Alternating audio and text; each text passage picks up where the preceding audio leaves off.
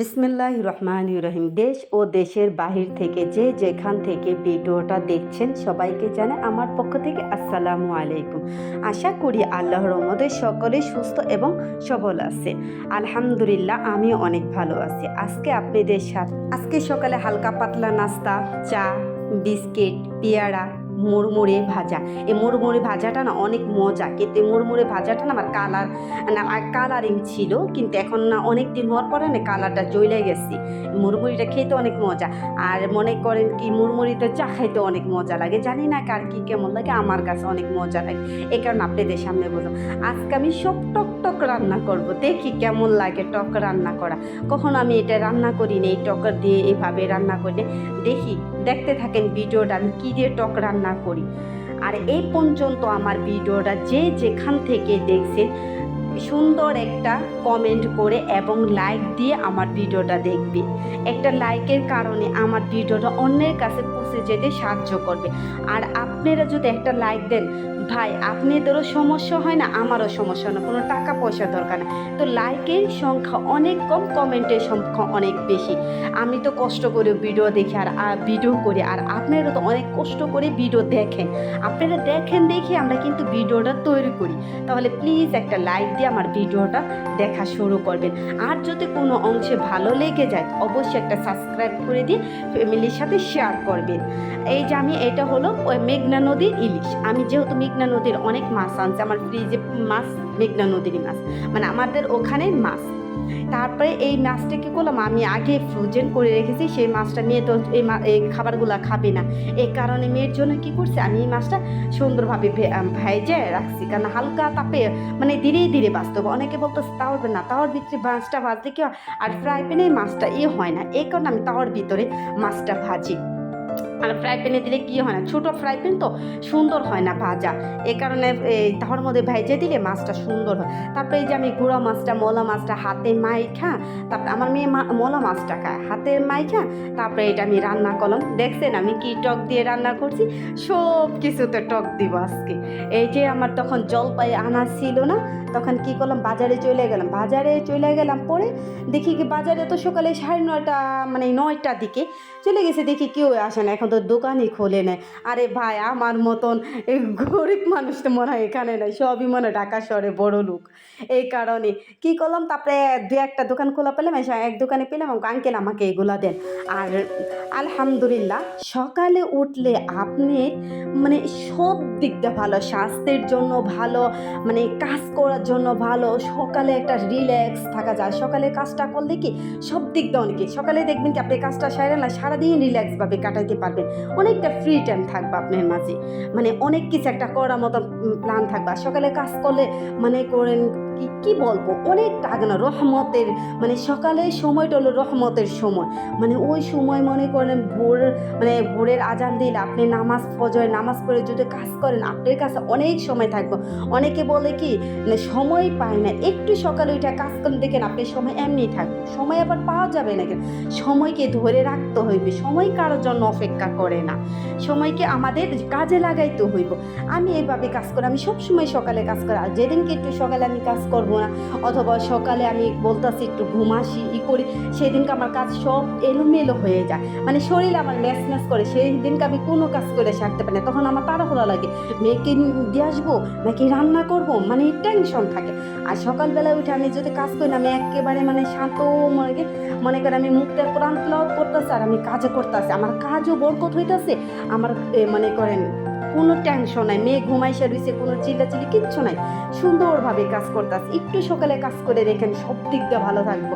আর ওই সময়টা অনেক রিল্যাক্স সময়, পাক পবিত্র সময়, ওই সময়টা আপনার মন মানসিকতা সব দিক দিয়ে ভালো থাকে। যা আমার থাকে সেটা আপনাদের সাথে আমি বললাম, কার কে থাকে জানি না। আর আমরা যদি তাড়াতাড়ি ঘুমাইসা পড়ি, মানে ওদিক দিয়ে আমরা তাড়াতাড়ি উঠতে পারবো। চেষ্টা করি তাড়াতাড়ি ঘুম আসার জন্য, আমি তো তাড়াতাড়ি ঘুম আসার জন্য চেষ্টা করি। আমার 10টা 10:30 অথবা 11টার দিকে, আমি 11:30টার দিকে আমার ঘুম। আর আমার মেয়েকে যত পড়ালেখাই থাক, আমার মেয়ের আমি 11টার জাগতে দিব না, এটা আমি আগে আরও ছিলাম যখন ছোটো ক্লাসে, এখন তো একটু বড় ক্লাস হয়েছে, এখন মেয়ের পছন্দ আছে, এখন তো সবসময় আমারটা শুনি। তারপর আমি ট্রাই করি মেয়েকে আমি তাড়াতাড়ি 75 পরিমাণ ঘুমানোর জন্য। আমার মেয়েকে আমি সবসময় চেষ্টা করি আমার মেয়ের আমি 75 পরিমাণ ঘুম আমারও ঘুম থাকলে সে মেয়ের মন মানসিকতা ভালো থাকবো, পড়ার দিকে মন মানসিকতা বসবো। প্রত্যেকটা যদি মার আমরা এভাবেই করি না, ফলো করি না, অবশ্যই জানি না আমার থেকে আপনারা আরও বেশি জানেন, বেশি বোঝেন। যদি আমার কথা যদি কোনো জায়গায় যদি খারাপ লেগে থাকে অথবা কোনো ভুল হয়ে থাকে, অবশ্যই আমাকে ওটা বলবেন। মানে ভুল থেকেই তো মানুষের শিক্ষা। মানে আমি ভুল করছি যাতে আমার ভুলটা ধরে দিবেন, তাহলে আমি ওটা বুঝতে পারবো। অবশেষে আমার সব রান্না করা হয়ে গেছে। কথা বলতে বলতে অনেক কথা বলে ফেলাইছি আপনাদের সাথে। সব রান্না হয়ে গেছে। আর রান্নার রেসিপিতে এখানে কিছু দেখার মতো না। এটা সবাই পারে, ছোট বড় সাধারণ মানুষ সবাই রান্না করতে পারে। এই যে আমি সব রান্না, আর আমার দেখছেন সব কিছু আমি জলপাই দিয়ে রান্না করছি। এখানে রান্না করার পরে কি ইলিশ মাছটা কি হয়ে কালো দেখাচ্ছে, কালো না, এটা কিন্তু জানি না আমার ক্যামেরাতেই কালো দেখা যায়, কিন্তু এটা কালো না।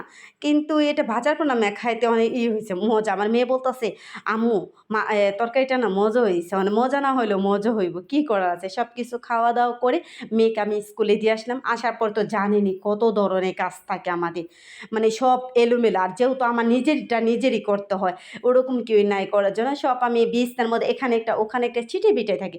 এগুলো সুন্দরভাবে মেয়ে যখন স্কুলে চলে গেছে আমি সুন্দরভাবে রিল্যাক্সভাবে এখন সব কাজগুলো গোছাইনি। মানে আমাকে বলো না, আমি ধুমধারাকে 12টা তৈরি কাজ করবো, তারপর আর কাজ করবো না, তারপর আমার কাজ শেষ। যত কাজের আর যখন মাছ ঠাস আনি, অন্য অন্য দিনে যদি কোনো কাজ থাকে তাহলে। আর তার আগের ভিডিওতে আমি মানি প্লান্ট গাছ নিয়েছিলাম, সেদিনকে ধুয়ে আমি বারান্দা ভিতর ঝরাই দিয়েছি, ওই ভিডিওটা আমি ছেড়ে দিচ্ছি। তারপরে ঝরাই দেওয়ার পর আমি আর রাখি না, তারপরের দিন এই ভিডিওটা এখন আমি গাছগুলো যেখানে মানে থেকেই করছি ওখানে সুন্দরভাবে সাজায় রেখে দিব। আর এই যে আমার দেখেন আমি মানি প্লান্ট গাছের শোপিসটা, এটা কিন্তু আমি মনে করেন বিনা পয়সা এক হিসাবে, মানে আমার এটা খরচ 250 টাকা খরচ করে আমি এই জিনিসটা বানাইছি। আর এটা অনলাইনে কিনতে গেলে বাইরে 1000 টাকার উপরে আপনি চাইবেন। আর এত সুন্দর না, আমার এটা অনেক হয়েছে, আমার এটা অনেক হেভি হয়েছে আর মজবুত হয়েছে। আমি ঢিল করে এটা লাগাইছি। থাক, আমার অনলাইনে আমি ট্রাই করছি, কয়েক পেজই করছি, তখন আমার ভালো লাগে না, তারপর আমি নিজে বুদ্ধি খাটিয়ে আমি কয়েকটা আমার রুমে এরকম আমি বানাইছি। আর আমার এইটা ছোট হয়েছে, আর একটু বড় হলে ভালো হতো। বড় গাছগুলো বড় টবগুলো রাখা যায় না, ছোট ছোট টবগুলো রাখা যায়। আর এই যেটা আমি ভালোভাবে পুছে নেন, সব টবগুলো এখানে সাজায় রাখবো। আর মনে করেন এইগুলা প্রত্যেকটা রুমে যদি আমি দেখাতে যাই ভিডিওটা অনেক বড় হয়ে যায়, এই কারণে আর প্রত্যেকটা রুমে দেখাইলাম না, শুধু আমি এই রুমে রাখলাম, ওইটাই দেখালাম। এক এক আমি সব রুমে সবগুলো গাছে রেখে দিলাম। আর এই দেখছেন এইগুলো না আমি আগে বানাইছি, যখন আমি অনলাইনে মানে ইউটিউবে কাজ করতাম না তখন আমি এগুলা বানাইছি। আর এখন তো মনে করেন ইউটিউবে কাজ করি তখন এগুলো হয় না, আর বানাইতে ইচ্ছা করে না, এগুলো করতে কত সময় জায়গা। তারপর দেখি পরবর্তী থেকে আবার ট্রাই করবো আমি এগুলো বানানোর জন্য। আমি প্রত্যেকটা গাছ, ও যে দেখেন আমি প্রত্যেকটা গাছ জানালা সাইডে রাখি। আমি আগেও বলছি ভিডিওতে, আমি জানালা সাইডে গাছগুলো রাখি, কারণ জানালা সাইডে গাছগুলো রাখলে কি গাছগুলো আমার অনেক গ্রোথ হয়, অনেক সুন্দর হয়। আর আমি কিন্তু পরিত্যক্ত জিনিসের ভিতরে আমি করছি, আমি কিন্তু কোনো একটা টাকা দিয়ে কিনে কিনতে একটা এই যে টক দই ডিব্বাটা আমি ফালাই না দিয়ে আমি এটার ভিতরে গাছ লাগাইছি। এরকম আপনারাও করতে পারেন। টব না কিনে এই যে মাটির টবগুলো আনি না, কতদিন পর না মাটির টবগুলো না নষ্ট হয়ে যায়। আমি আনছি কয়েকটা আলপনাও করছি কিন্তু নষ্ট হয়ে যায় এই কারণে। আর এই যে গাছগুলো আমি করছি, আর মানে প্রত্যেকটা ভিডিওতে আমি এই কথা বলি, এই যে গাছগুলো কি এই যে মানি প্লান্ট গাছগুলো আপনারা পানিতে করবেন, লাগাবেন না, পানিতে গ্রোথ সুন্দর হয়। এই ছোটো ছোটো করে কাইটে আমি রাবার পেঁচাইয়া তারপর আমি পানির ভিতরে রেখে দিই। আর রাখবেন কোন জায়গায়, এটা জানালা ছাড়িয়ে যে জায়গায় তাপ আসছে ওই জায়গায় রাখবেন, মানে আলো আসে ওই জায়গায় রাখবেন, হালকা রোদ থাকে ওখানে রাখবেন। ওখানে রাখলে কি মানি প্লান্ট গাছগুলো কি অনেক তাড়াতাড়ি গ্রোথ হয় আর সুন্দর হয়।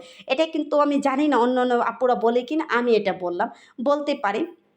আর আমার ভিডিওটা অনেক বক করছি, এই ভিডিওটা এই পর্যন্তই। পরবর্তী ভিডিওর জন্য অপেক্ষা থাকবেন। যদি আপনারা ভালো করেন অবশ্যই চেষ্টা করবেন পুরো ভিডিওটা দেখে। অনেক ইউটিউব আসে লাইক দিয়ে চলে যায়, না কমেন্ট করে চলে যায়। আরে ভাই একটু ভিডিওটা দেখো, দেখলে সে তোমরা জানতে পারবা ভিডিওর মধ্যে কি বলছি কি আছে। না বলে কমেন্ট করলো এটা কীভাবে, অনেকে আপুরা না দেখে না